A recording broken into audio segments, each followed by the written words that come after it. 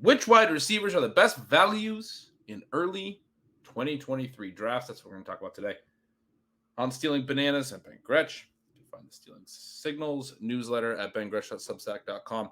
With me, as always, is Shawn Siegele. You can find all this great work at RotoViz.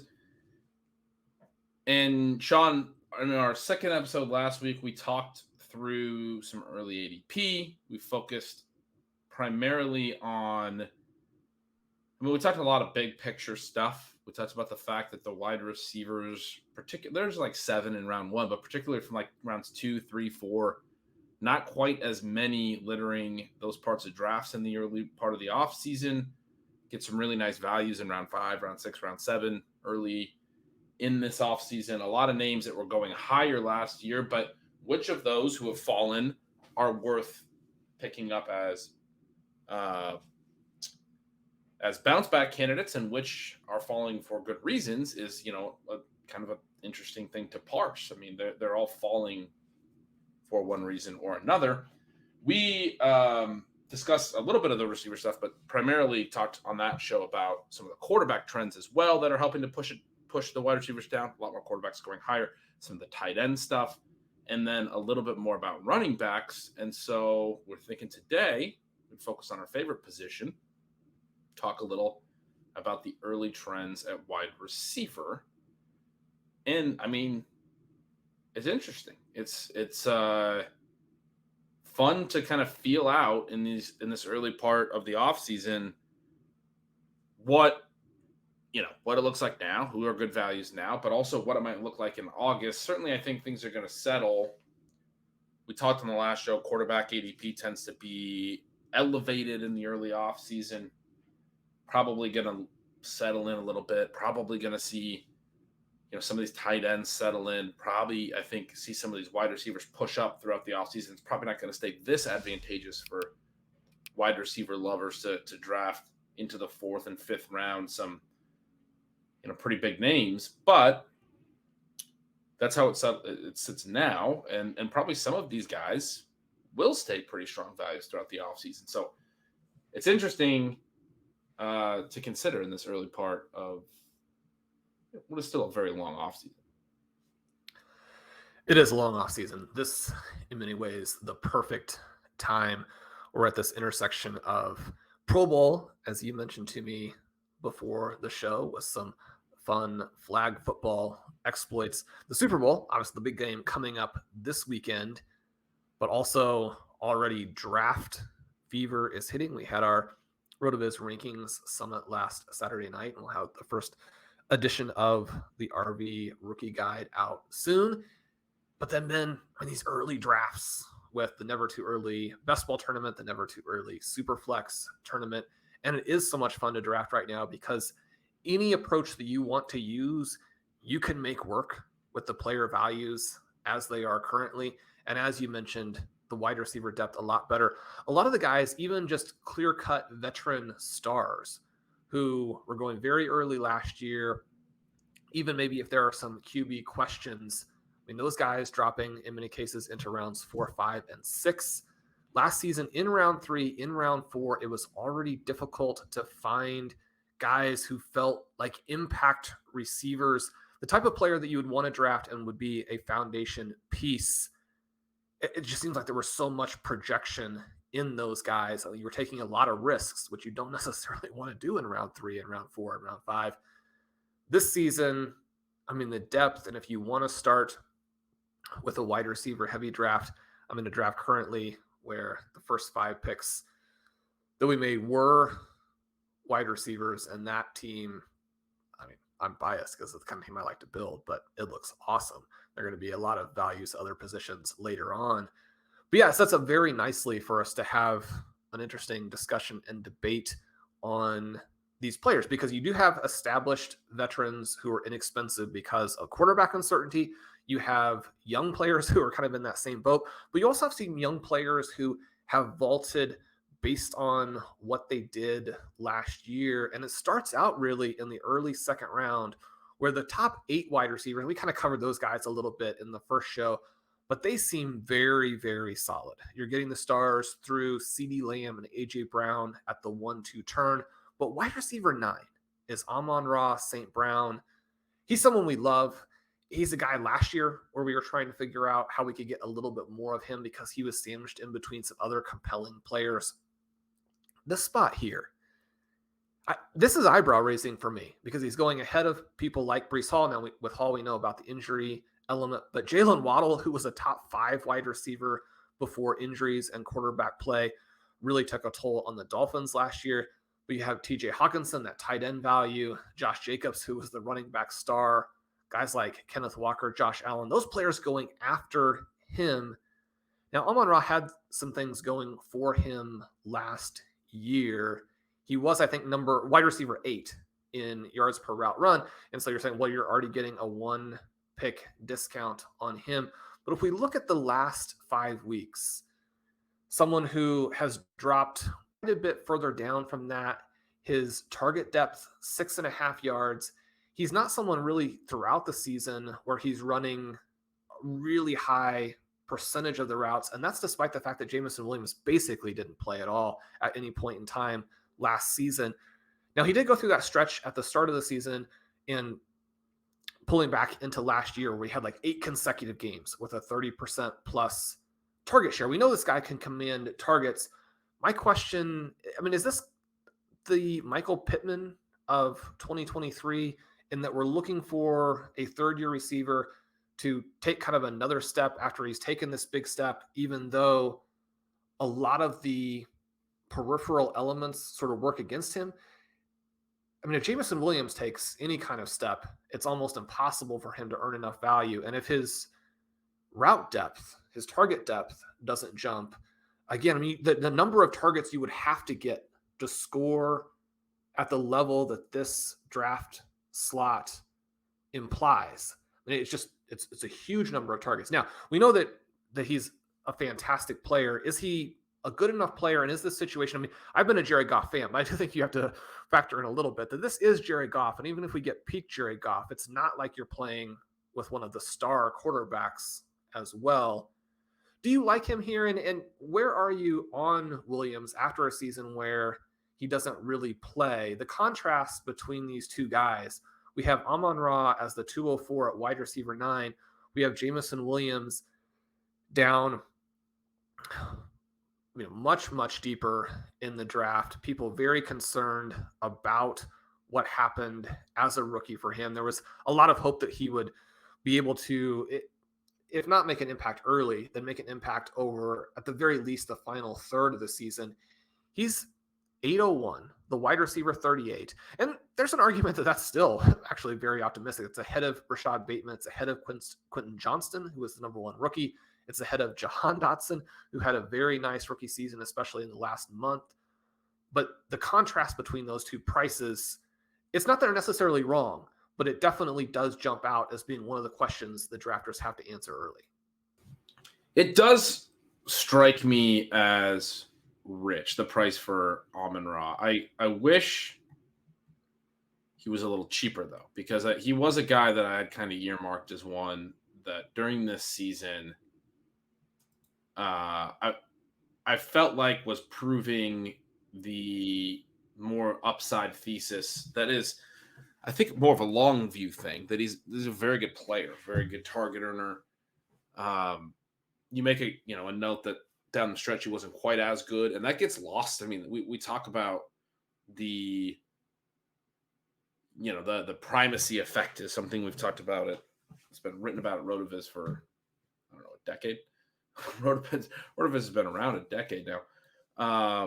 But what happens over the first month, the first 6 weeks of the season really colors the end of season. That the primacy effect is just a psychological thing that impacts any, selection of data or whatever you're given. You're more likely to remember the first things that you're told if you're given a long list of stuff. And we see it in fantasy football in the sense of like that first month when everyone is really paying attention or getting our first bits of information. The guys that really crush, even if they go on to have a tough rest of their season, we remember them as absolutely crushing. The best example of this for this year is Mark Andrews, who we talked about a little bit last week.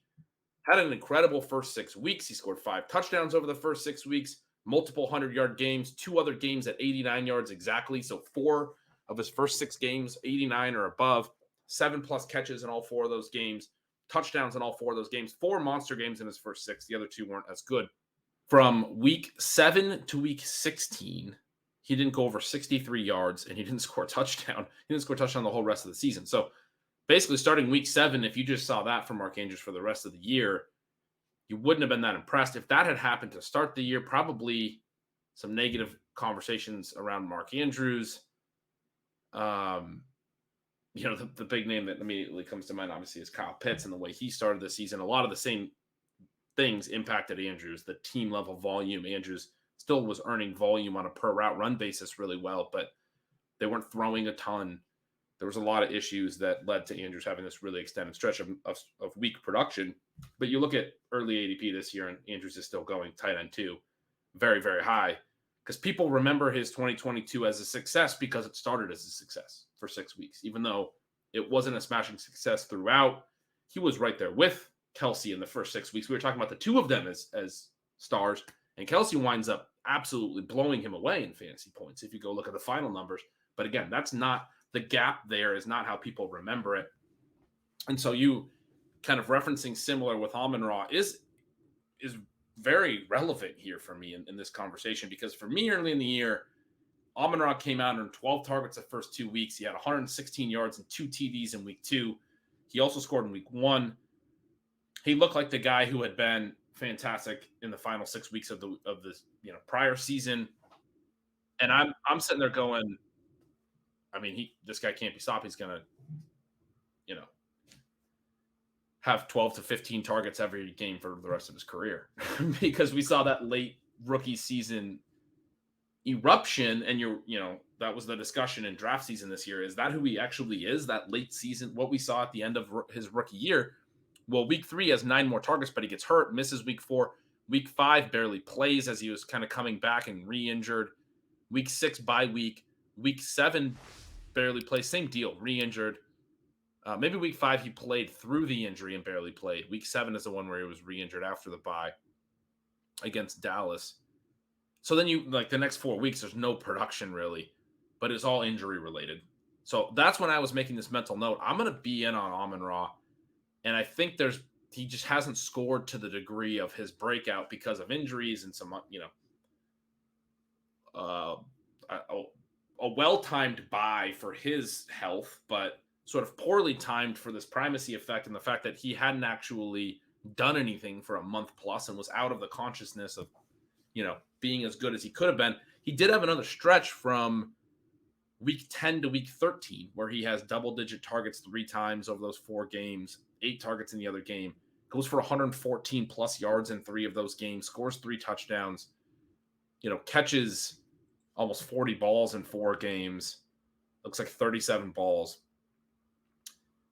But then from then on, as you're mentioning, he has a final 5-game stretch where he doesn't go over 76 yards, doesn't catch more than 7 balls, does have some high target games, but it looks a little bit more like your traditional slot receiver, a high volume slot receiver, but not blow the roof off slot receiver. Like earlier, he was looking like prime Wes Welker slot receiver, like this guy that could catch 120 balls. And that in PPR leagues is worth a 2nd round pick, is worth a 1st round pick. Down the stretch, he looks more like, your traditional slot receiver, good one, but maybe more like a 4th or a 5th round pick typically, because you don't really think there's a ceiling with that profile usually. And so it is hard to figure out what he actually is, because from a route depth perspective, from, I don't want to say like athleticism or talent perspective, because I think he is incredibly talented the way he earns volume. The fact that he's already shown such an ability in the red zone through this point in his career, did only end up with 6 touchdowns. But in most of his big games this year, he's scoring to go along with the yards. He's not having a bunch of, early Keenan Allen had trouble with touchdowns. And it was, a lot of 10-catch, 110-yard games, but no TDs with them. Amon-Ra has a habit of stacking touchdowns when he has the big games as well, which you like to see, especially for a guy who's, again, running routes at shallower depths and those types of things. But Yeah, he's a hard one for me to place in the early part of the offseason because I wanted to be in on him. I was hoping that with the injury in that, sort of week 3 to week 8 range and the slow comeback from that we might get a discount. The perceptions on him might not be as positive because his overall scoring wasn't through the roof. And yet I actually think the perceptions on him, number one, we're well aware that, he just missed some time for injury and we shouldn't discount him too much. There was enough of a season left to talk about that in DFS. He's a great play. He's undervalued. He's priced down. People were playing and people were excited to play him. And then he has another stretch in there, week 10 to 13, where he shows that really high end, 10 catch, 120-yard ability, which is just so massive in PPR, right? I mean, if you can rack up 10 receptions and 100 yards, you're at 20 points right there without a touchdown. But like you said, down the stretch, not really there in terms of the high-end point production. I would like to take him in the 3rd round. His early ADP here that we're looking at is at 204. And so anyway, that's why I think it's worth this long discussion because I don't want to be out on him there. I do think he can be that's not baking in all of his ceiling. I don't believe it's the same thing as Michael Pittman. Amon-Ra St. Brown, part of my issue with Pittman last year was his targets per hour run strong, not elite. And that's not the only element. Obviously, Michael Pittman also added more depth to his targets and a bigger body and probably more touchdown equity. But Amon-Ra St. Brown at 28.8% targets per out run for the full season last year is incredibly high. I mean, that's like a truly elite number. And in 2021, as a rookie, he was at 22%. And that was very segmented as well, where the second half of the year, he was much higher than that. Basically, from the middle of his rookie year till now, we've seen a guy that can earn volume. He's going to probably earn a target on 28 to 30% of his routes, almost as a floor. I mean, that seems ridiculous. But that's an incredibly high number. Anything over 25% is where I start to call it elite. But that's sort of what he's shown us is like that's his stable rate of targets. And so it's a little bit like a Deontay Johnson, who I had no problem taking in the 4th last year, even though he had not shown us efficiency. One thing with Amon-Ra is he has shown us decent efficiency on all those targets. I mean, his yards per target aren't great, but again, for a low ADOT, they're fine. His touchdown production has been not amazing, but it's been okay. He's got 11 TDs through 2 seasons. So he's a complicated one. From a price perspective, I do think there's something to the fact that it is too high, frankly, relative to what he actually is, what his profile actually is, and how he closed the season. And the fact that people made up their minds early and mid-season last year that he was a breakout superstar this year, much like I am saying that I did, but aren't really necessarily checking that last stretch of the season and taking that into account, because where he's going right now is basically saying that those last 5 weeks, instead of being 76 yards and lower in every game, were 90 yards and higher in every game. Like, he really closed incredibly well, and for the most part was just a superstar at any point where he was healthy. That's what I think he would have needed to do to justify going wide receiver 9 right behind AJ Brown, right behind CeeDee Lamb and Diggs and Adams and Tyreek Hill and Cooper Kupp and Jamar Chase and Jefferson. Those are the only receivers going ahead of Amon-Ra in this early offseason. I don't know how you could justify him going ahead of any of those. Maybe if you're not as high on AJ Brown as me, you could justify that. But I think Lamb, Diggs, Adams, Tyreek, Cooper Kupp, I mean, he's not in those groups based on how he closed this season. And with his profile, he's not an outside receiver. He hasn't shown Cooper Kupp consistency based on the way he closed this year. He's in the Cooper Kupp mold, right? But Cooper Kupp, when healthy, has produced to a degree that justifies being wide receiver 3. Amon-Ra, you look at his game log last year, has some games that are Cooper Kupp-esque, but not a full season of it there. He obviously closed his rookie season at Cooper Kupp-esque, but trying to figure out where to place him is tough. And I guess, to really simplify that, we're in the early offseason already getting like way too deep into this, but to simplify that, I want to be on him. I want to be excited about drafting him in like the 3rd or the 4th round from a targets earned perspective. At 204, it is tricky. And we look at him at 204 there, with his age and that price in redraft, that more or less puts him as the wide receiver 4 in Dynasty, behind only Jefferson, Chase, and CeeDee Lamb. When you think about it in those terms too, I think it paints the picture of someone that is maybe slightly overvalued, even though he's such a cool player, such a good player. You mentioned Cooper Kupp a couple times there. Kupp, fantastic, and Kupp was good with Jared Goff, but only really gets to be what we consider the current Cooper Kupp, or what Cooper Kupp's name means now when Jared Goff leaves. Again, that's not to say that Amon-Ra can't have a very good season with Goff, but can you get up there to where you're scoring in the 22, 23, 24 point per game range? I think that's more difficult. And the stretch where he struggled, and again, the full season is going to give you a better picture than picking out any specific window. But that final window is relevant. It's a window when Williams isn't really doing anything and TJ Hawkinson has been moved.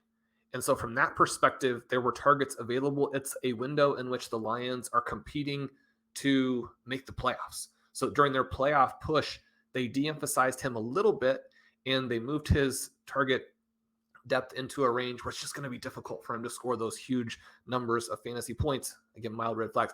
Jameson Williams going there at the beginning of the 8th. That's interesting because there are a handful of guys behind him that I think you probably have to move up. And yet there are guys going ahead of him that I think don't have the same upside. He's going a couple of spots after Cortland Sutton. I think Sutton has to be below him. Deontay Johnson is someone with the ascendancy of George Pickens that you might have below him. Tyler Lockett had another one of these good seasons where Lockett, it's easy to discount him because of his size and his age and the fact that he's the number 2 behind DK Metcalf. And so we're kind of always wanting to push him down. And yet I think Jameson Williams, someone you want to consider over Lockett.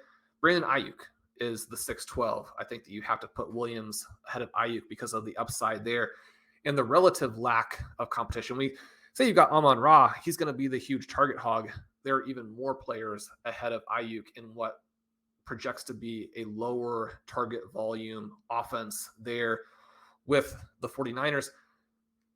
The next couple of players, you have a Calvin Ridley, you have a Mike Evans. Calvin Ridley especially is interesting because he now is one of these guys who has the big name. You mentioned on the previous show that he hasn't really played well for multiple seasons.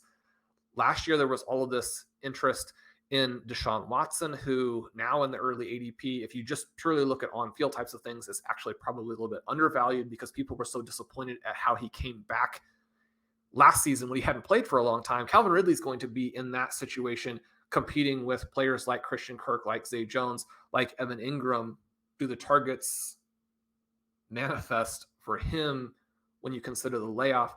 I think you could move Jameson Williams ahead of those guys into the mid-6th if you put him there. And again, maybe that's optimistic, but you think about what some of the other players who were similar from last year's class did when healthy. You think about George Pickens and how he was a very marginal role player in Georgia's run to the national championship as he's coming off of the ACL tear, and then he drops in the draft. Once he has the full amount of time to recover, he blows up and looks like, he could be up there with Garrett Wilson and Chris Olave as the true stars of this class. Drake London, another name to mention there. Now that Jameson Williams will have that offseason, I guess I want to have some exposure to him. And we talk about these teams, and one of the things that we like to do, create exposure to the teams in the cheapest way possible. That was a big part of our Devontae Smith play last year, even though you and I both love A.J. Brown. I love A.J. Brown, and I don't know that there's anyone in the world. You think about like his parents, other family members. They're probably the people who are in competition with you to love A.J. Brown the most, and yet we still wanted some Devontae Smith because it's the cheaper way to play it. So much risk with Jameson Williams, so much unproven, but I do think that the Lions, if they take the next step, and we mentioned their young coordinator, Ben Johnson, coming back because he was so excited about what they're going to do this next season.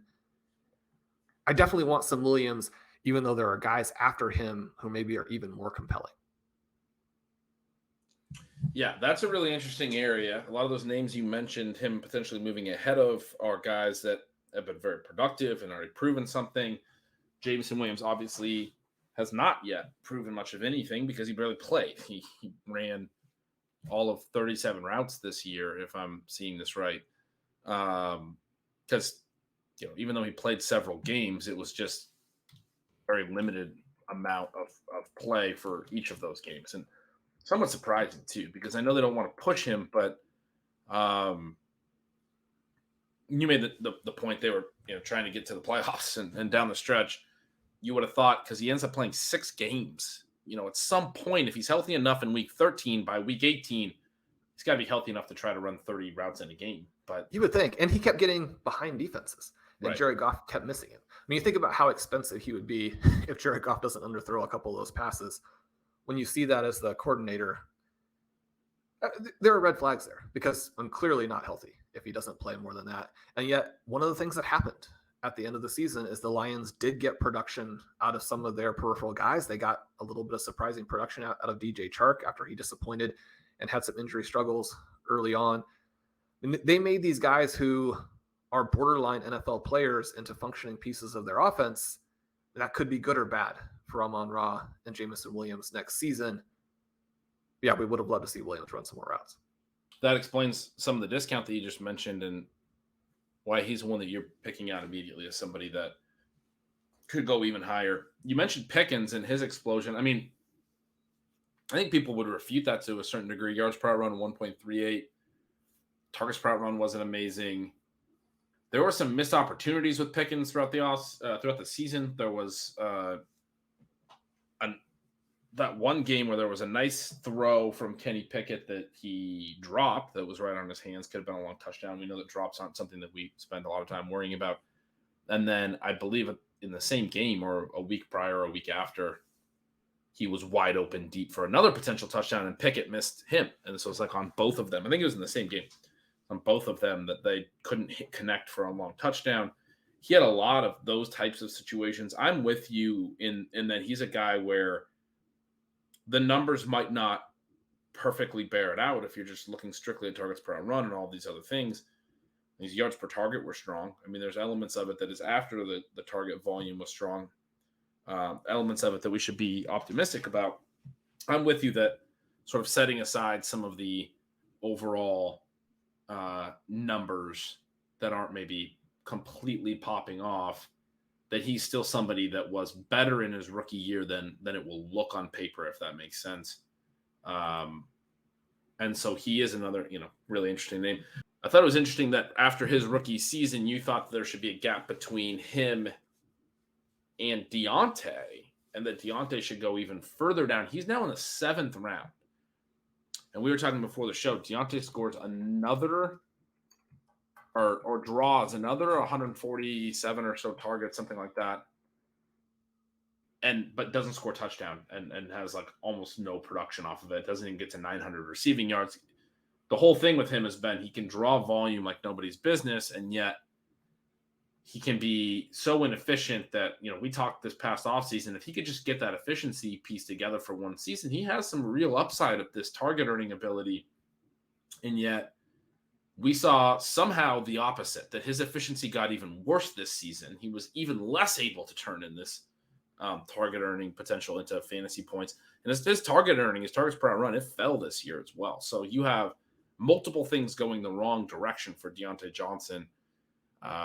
If his target earning is only good and not great, and he's still massively an inefficient player on his per target basis, then he probably is an 8th or 9th round pick.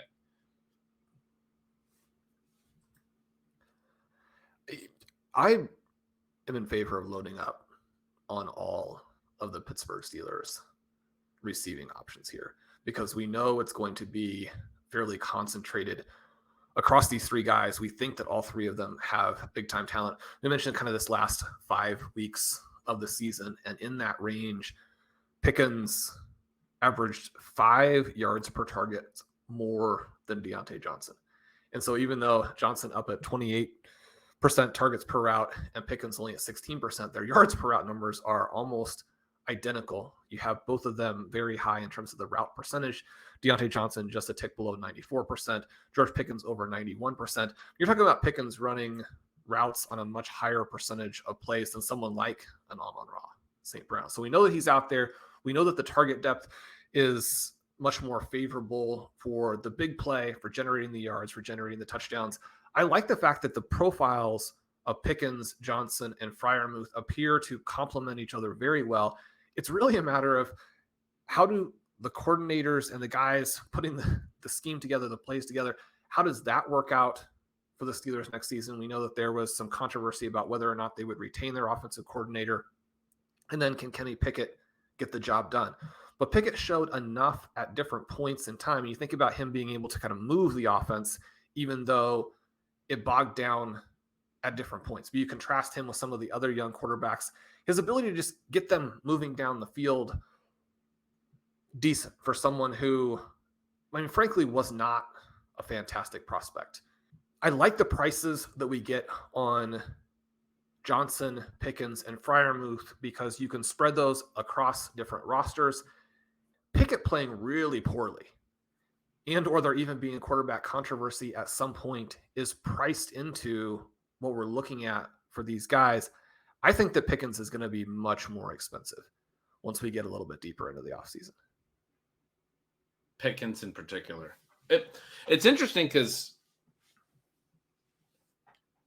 Pickett's at QB 23 in the 13th round right now. I guess I was looking at the 13th round as a barometer, which isn't that late.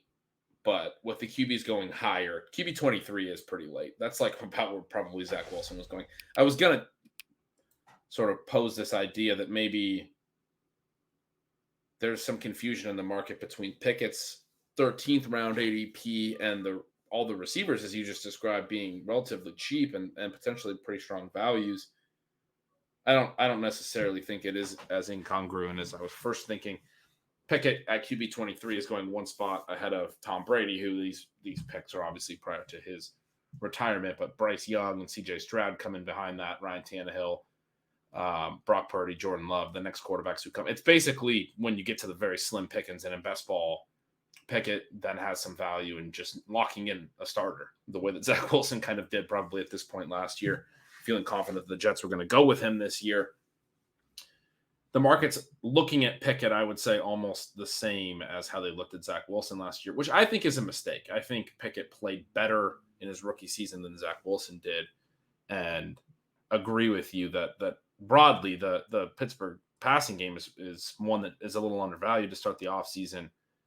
I don't know if that necessarily extends to Pickett himself, but as you said with the receiving options, it's sort of priced in. It's hard to be as bad as Zach Wilson was for the pass catchers in 2022. If I make that comp, it probably makes people kind of cringe a little bit. Anytime Zach Wilson wasn't in there, the other Jets receivers had a shot to actually score. And every time he was in there, it was like, you can't even play any of these guys. I don't think Pickett is that type of quarterback in terms of what he means for fantasy. And he didn't really look that way through most of this year. He just didn't throw a lot of touchdowns, which was a combination issue, not just entirely on him.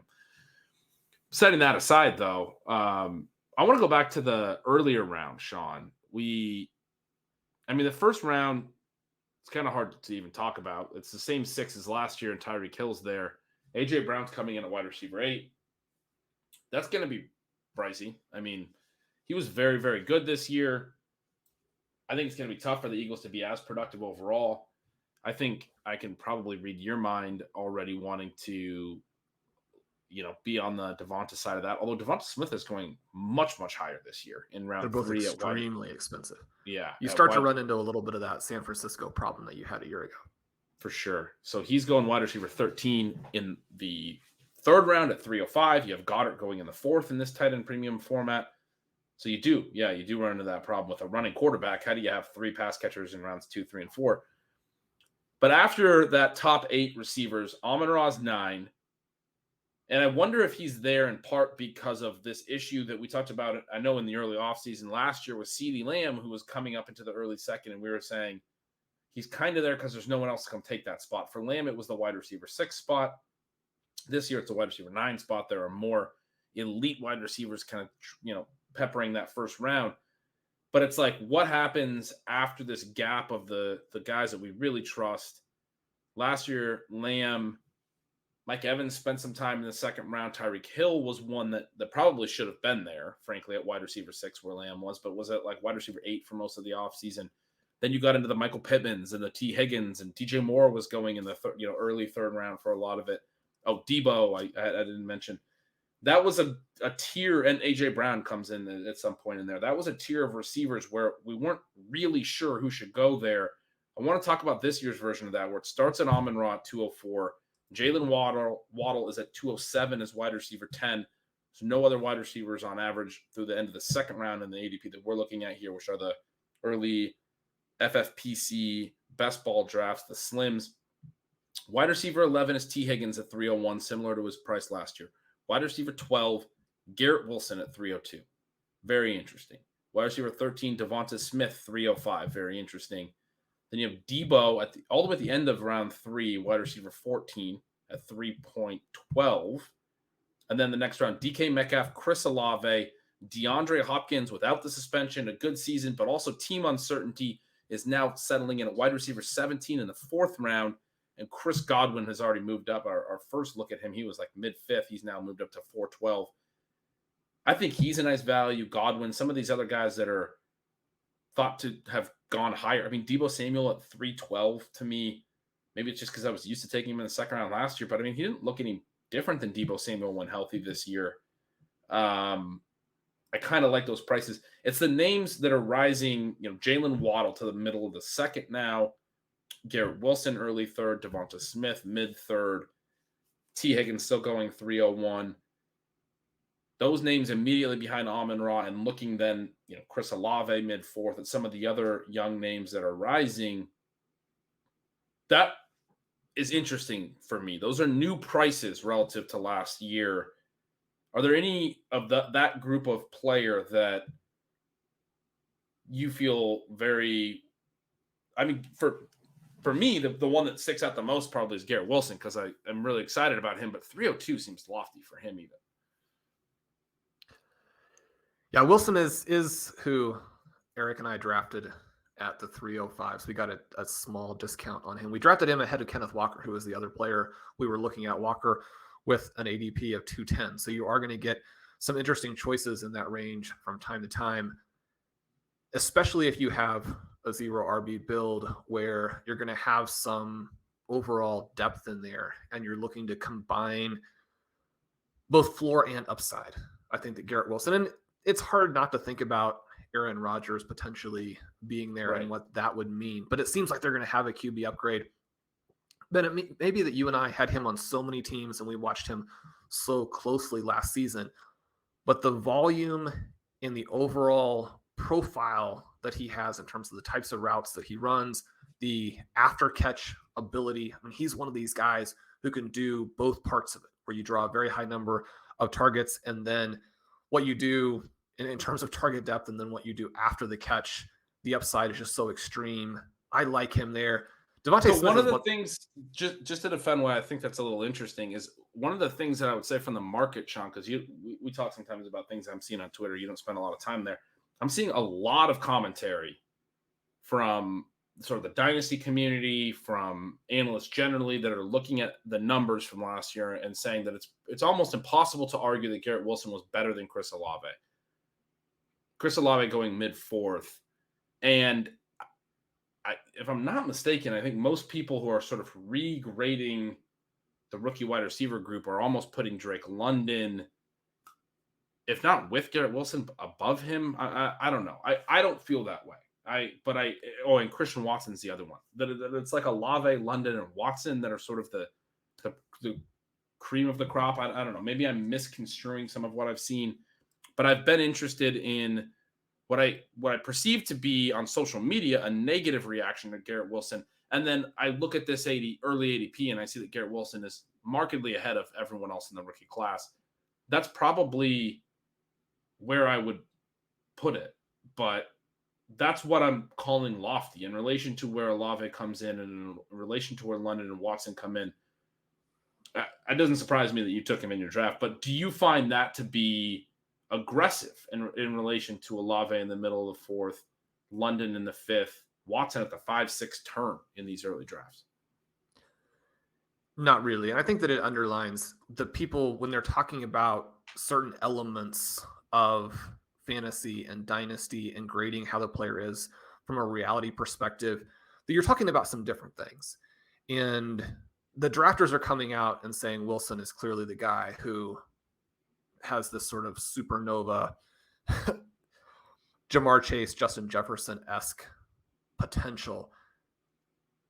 Clearly not everyone agrees with that, but that's where you and I are, and that's where the market as a whole is. Now, there are some very good arguments for those other players, and it's one of the reasons why I wanted to invest very heavily in last year's draft, even at the expense of this coming draft, because the receivers were deep and they were undervalued. So even someone who had a somewhat disastrous rookie campaign like a Treylon Burks, who's there at 7-12, there still is a lot of reason to be excited about him as well.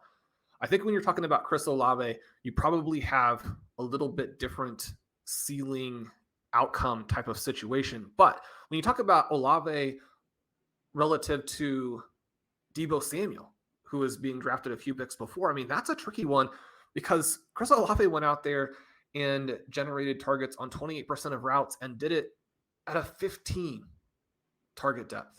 You put those two things together and it's almost impossible to not have a good season. And he did. Whether he can sustain really either part of that as the team evolves, you get whoever their real franchise quarterback of the future is, you put some pieces around him. I think he's going to settle in as a low-end wide receiver one, but the prices here are good for that. You contrast that with Deebo, who, again, I mean, is going to generate targets. He's going to get carries. He's going to score touchdowns. He's going to have after-the-catch ability that is unparalleled. Just no one in that same category. But, I mean, his ADOT dropped to 4.6. You're going to have trouble competing with someone who has so many more baked-in air yards. And so, from that perspective, I think that Olave is a good pick here. For me, I mean, Drake London, the prospect, he has solidified some of that. We would have liked for him to be better at the catch point, fight a little bit more for the passes. Partly it's just the guys that you watch the closest.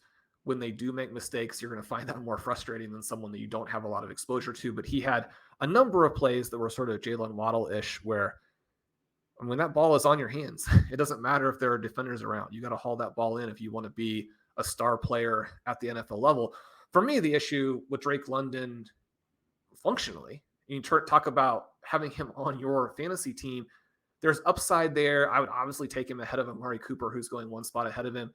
But if drafters don't think that he has that Kyle Pitts nightmare scenario as part of his range of outcomes for year two, that would be the wrong way for me to look at what just happened to Kyle Pitts. I mean, these guys are going to be very similar players. Pitts is going earlier because he's a tight end, so you get the tight end premium, and that position is a lot more difficult to fill. But both of those guys you have to look at within the context of Arthur Smith more or less saying, like, we're going to play cloak and dagger, and when we come out of this, we're going to have not a good quarterback, and we're going to have a bad offense. But we're going to keep secret from you exactly who the bad quarterback and how the bad offense is going to work. I mean, none of that is what I want to hear when I'm looking at those particular guys. So that's kind of where I am on those players.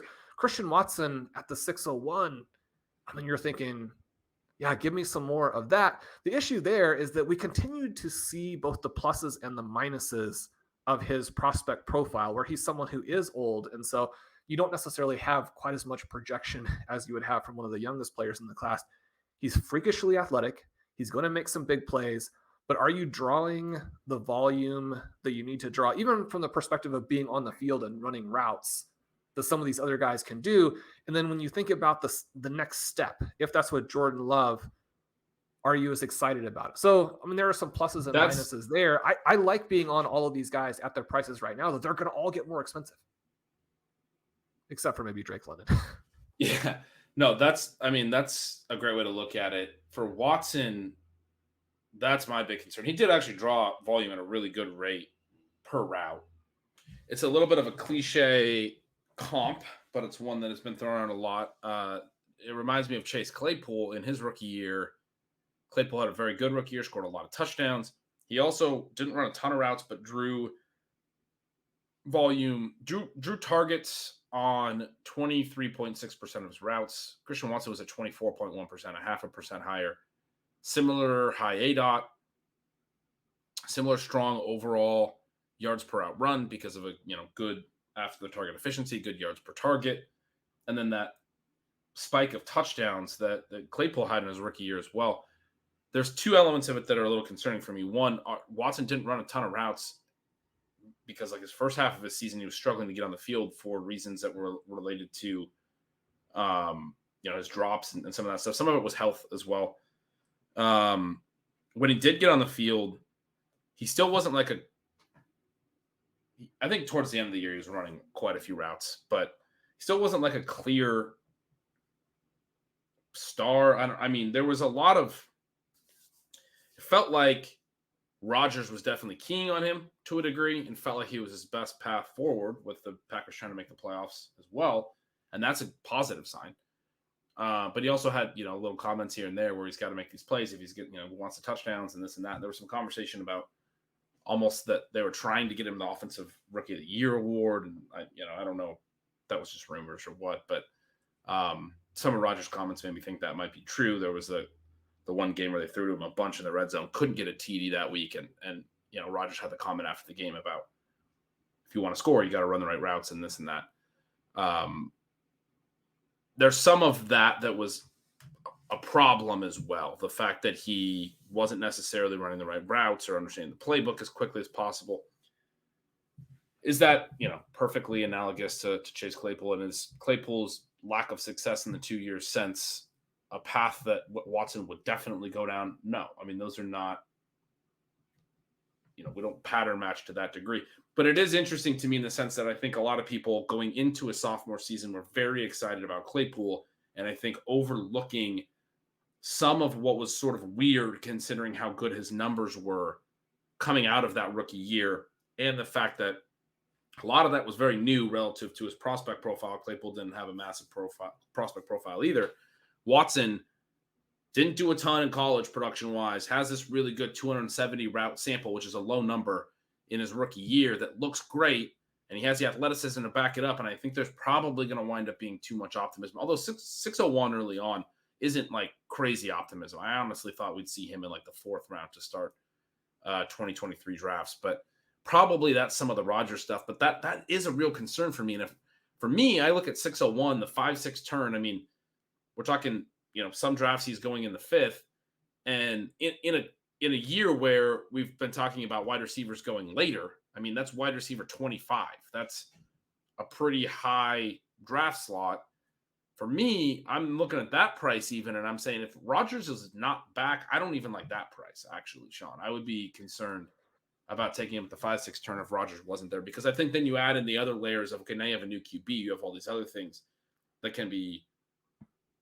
A big part of why Watson was good this year was Rodgers. I would argue was his, accuracy, his quarterback ability. There were some plays that were extended plays where he had the touchdowns and Rodgers putting up balls into, 50-50 ball range, but they're good throws. They're making things very catchable. Going to a young quarterback from that type of quarterback, not that Rodgers played perfect or anything, but I do think is, a huge risk. When you think about range of outcomes and probabilities, it's a huge risk to the downside to where Christian Watson could go. He's somebody I'm really struggling with, obviously, Sean. Another one that, like Amon-Ra, I'm struggling with.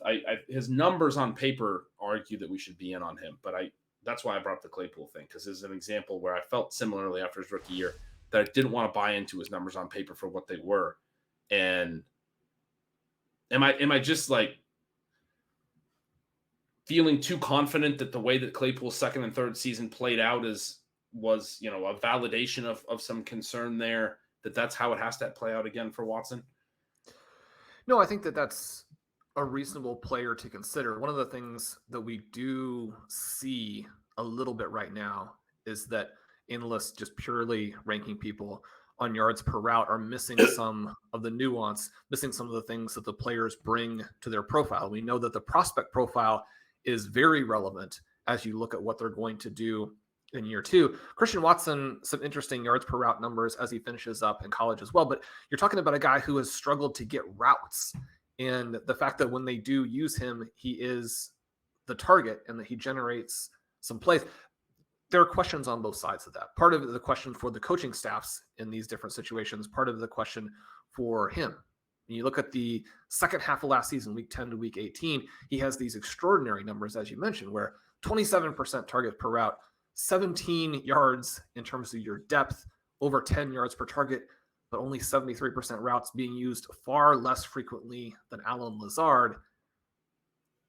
I mean, you gotta be ahead of Allen Lazard, and we love Allen Lazard. I would be completely in on Christian Watson at this price, and yet there are three guys who were interesting immediately after him, and Terry McLaurin, Jerry Jeudy, and Mike Evans. Right, other players in this range that I think you have to move down, but McLaurin to have there, I think that you kind of need to believe that Jahan Dotson is going to be at the very least the 1B, if not the 1. I am there. I'm surprised that the market seems to be a little bit more there than I would have guessed. Judy's thing is going to be controversial and weird, but Mike Evans here too. Yeah, the Buccaneers don't really know what their quarterback is, but for the same reasons that Godwin should not have been so inexpensive related to Evans last year, I would flip it this year and say, again, Evans should not be this cheap in relation to Godwin. I mean, these guys have very different profiles. They're both fantastic players who are going to take away some volume from each other. The efficiency levels for both are going to depend on the QB, but we've gotten weird prices that are exploitable in back-to-back years now. Yeah, the Evans thing is ridiculous. I mean, he's not even 30 until August. Like, it's not like I've been waiting for the drop off. I argued a little bit last year that, you know, maybe there's a little more wear and tear on him the way we think about running backs as a receiver, just because he has been so healthy over a lot of years. He's had the 1,000 yards every single season. He's had, 65 plus catches every year of his career. And he's done this now since he came in the league at 21 for now after 2022 for 9 seasons. Maybe we should be worried about some type of age cliff or something, but like, he's not there yet. And he just finished up another 1,100-yard, 6-touchdown season. I mean, a lot of that came in that 200-yard, 3-touchdown game in week 17, but it was a disappointing season overall. But the volume was still strong throughout the year. A lot of targets, a lot of air yards, pretty typical Mike Evans season, with the exception of maybe some of the efficiency stuff not quite being as strong as it has in other years of his career. And yeah, he's losing Brady, and there's going to be a different degree of upside. Part of the reason he was going as high as he was is he was coming off 13, 14 touchdown seasons with Brady. And there was this hope that, he could just keep scoring touchdowns in the double-digit range every year forever. And 2022 peels back that mask a little bit. And so I understand him falling. But the middle of the 6th round is an aggressive fall for a player of his caliber. I've been making the case for multiple seasons, too, that even though the touchdowns have been there, the Brady has really hurt other parts of his profile. And you can see that looking at the numbers when you look at his air yards profile compared to previous years, and then what that means as it filters back into actual fantasy production. If you get him another chuck-it type QB like a Jameis Winston, like he had in 2018, I think it is looking at his season long, this is his biggest season, 1,500-yard season from a yardage perspective, his biggest season. You get him another quarterback like that, I completely agree with you. I mean, he could actually have more of a ceiling in age 30 than he did over these last couple of years with Brady. I mean, what you need for the Buccaneers is a bad QB that isn't Panthers level bad or Zach Wilson level bad. You need to have a team that doesn't pass the ball at the volume that the Falcons did. The extreme downside scenarios that we got at times with the Jets, at times with the Panthers, and at times with the Falcons, very different situations in all three of those cases. But I think that that's hampering some of these veterans where we don't know who the QB is for the exact reason that you mentioned. You just get Jameis Winston and a head coach that wants to move the ball, and these guys are fine. You also look at it from the perspective of Chris Godwin. Why are the numbers so gaudy for him from a target generation perspective? It's like, Tom Brady wanted to throw the ball before it was snapped. If you want to throw the ball that fast, it's got to be to the guy who's just standing right there, and you're going to get all these 0-yard targets, which is what Chris Godwin had to live on. The gap between those guys could close again, or we could see Chris Godwin look more like he looked with Jameis Winston, in which case he's also undervalued. So those players, and then obviously DJ Moore, those players are really interesting. You're getting them with bad quarterback play baked in. There are some other fun plays to where I don't think that you have to go and draft them in every draft, but it is a fun piece when you're thinking about how you want to build your teams, that you're getting stars. And for guys like Chris Godwin and DJ Moore, more or less peak career type guys at a baked in price of terrible QB play. So if there's a surprise in a positive direction, they're going to crush the prices that you currently have to pay. Yeah, it's almost hard to pick out like which of them I would most like to take in this range. There's a lot of options here. I'm even, you mentioned DJ Moore. I mean, I'm certainly salivating at being able to get him in the 5th round. I was going to draft him even if he was the 101. I was going to get my DJ Moore exposure, but only having to pay the 5th round price to be disappointed for the 5th straight season is nice. But even seeing like Keenan Allen, who I haven't been on for multiple years now because of age, because of some skill decline, he actually has I just pulled up Mike Evans. Mike Evans' targets per out run rebounded this year. It has been falling over multiple years. It's part of the reason I was making some of these cases about maybe he's getting a little bit worse. It rebounded. Highest number since 2019, higher than 2020 and 2021. Some of that's because Godwin was banged up, obviously, but nice to see along with a higher ADOT. Keenan Allen has seen his targets per hour fall over multiple years. Similar thing. It didn't rebound a ton, but it bounced back from 2021, and his efficiency bounced back. That had rebounded for multiple years. I had argued this past offseason that those were concerns for Keenan Allen. He doesn't play a ton. He has an injury and misses a lot of time, but he has his first yards per out run over 2 in multiple seasons as well. So you have these dudes that have shown real ceilings, abilities to put up huge numbers. They are older, but we do see good receivers be able to produce to 30 and beyond. I mean, I compare them to like Amari Cooper, who's going ahead of both of them. Amari Cooper, not super expensive either. He's now back in the 5th round as well, but Amari Cooper, this was a career season for him this year and had previously, as good as Amari Cooper is, and a guy that I used to really like as well, has never had a 250-point fantasy season prior to this year. And I'm pulling it up. He didn't quite get there this year. He ends up with 248. It was a career high, but winds up just shy of 250. I mean, Mike Evans has had 300-point fantasy seasons, or I guess one, and then another one at 286. So multiple way above 250. In PPR, I got to imagine Keenan Allen is close. I don't have his name right in front of me, but so Ben, Keenan Allen, 5 consecutive seasons as a wide receiver 1 going into 2022. 5 consecutive seasons. This past season, obviously, he doesn't hit that because he's hurt, but he gets back healthy. For the last 5 weeks, there are 4 wide receivers in football that in that 5-week stretch put up 100-plus points. Those receivers are Justin Jefferson, Keenan Allen, Jerry Jeudy, and Devontae Smith. Keenan Allen, number 2. If you have 5 straight wide receiver 1 seasons, and then in the season that follows that, you were basically the best player other than Justin Jefferson over the last little more than a month. How are you going at the price? And I say that Eric and I did draft him in our draft that just went. I've never been in on Keenan Allen during that stretch where he was so expensive and he's going in the 2nd round. But this is the 5th round as wide receiver 22. I mean, it's pretty crazy. And the complication there is that, you're having these reports he's going to get cut. I don't know how that happens. Keenan Allen has outplayed his contract. We're seeing massive contracts for wide receivers. The Chargers have kind of penned themselves in, but they've got to do something that isn't cutting Keenan Allen if they want to be competitive next year. You work out some. They need more receivers. Right. Mike Williams should not be going in the same general vicinity as Keenan Allen. I love Mike Williams. Yeah. I think that if you've got the right quarterback, he can get some things done. He is a very clear couple steps down from Keenan Allen. From a reality perspective and from a scoring perspective in fantasy, the Chargers have to figure out a way to add. And if that's using kind of the New Orleans Saints methodology for salary cap keeping, you've got to do that. You've got to keep pushing forward. You can't tear apart your team as you have Justin Herbert at this point in his progression.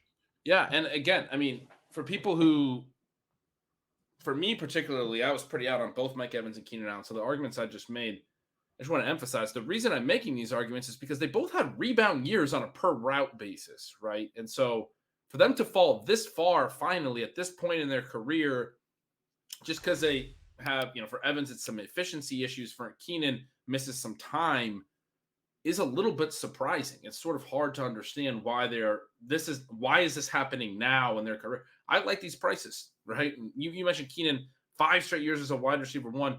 I just talked about that 250-point benchmark. 4 of the years for him, he had hit that. The fifth, it was just barely below it, right about where Amari's career high is. And his career high for Keenan Allen, 284. So approaching that 300-point threshold. I mean, these are guys in Evans and Keenan Allen who have shown a higher level of play. And again, I'm not even necessarily trying to bash Amari. I'm just using him as an example of a guy who's going, immediately ahead of them. That a guy I would put in with the Keenan Allen, Mike Evans stuff, DeAndre Hopkins going in the middle of the fourth, Sean. He plays pretty well throughout this year. We don't know where he's going to wind up. That could be in bad spots. We were sort of joking at the end of last week. What if he wound up with the Chiefs? What if Patrick Mahomes finally got that type of X receiver, that type of a DeAndre Hopkins talent to play with? Probably the Chiefs just told us last offseason they don't want to invest a massive amount into wide receiver, but maybe at DeAndre Hopkins' age, they could make it work at a little bit of a cheaper number. Maybe Hopkins would be interested in playing for a winner. Sort of like in Dynasty. If you don't buy the guy in his prime, you can maybe buy the older, still productive receiver. If he winds up in a place like that, another player who has shown such an elite ceiling at points in his career that, yeah, I mean, I'm totally fine with a fourth round price. There's a lot. I'm not typically excited about drafting these older receivers, and certainly when they are going too high, when they're going in the second and the third round, like Mike Evans, Keenan Allen were last year, when they've been showing some skills decline in the immediate seasons prior, it's hard to do. They're showing in these peripherals a little bit of a rebound. They still got it. It's not a cliff that they're headed towards. They're maybe, not as great as their peak, but plateauing and still performing. And like I said, even rebounding a little bit. But now I'm getting a multi-round discount. Like, yeah, fine. I'll draft them if they're 30. Like, I don't love drafting a 30-year-old receiver, but apparently I'm going to have a bunch of old receivers on my teams this year, Sean. This is me coping with it.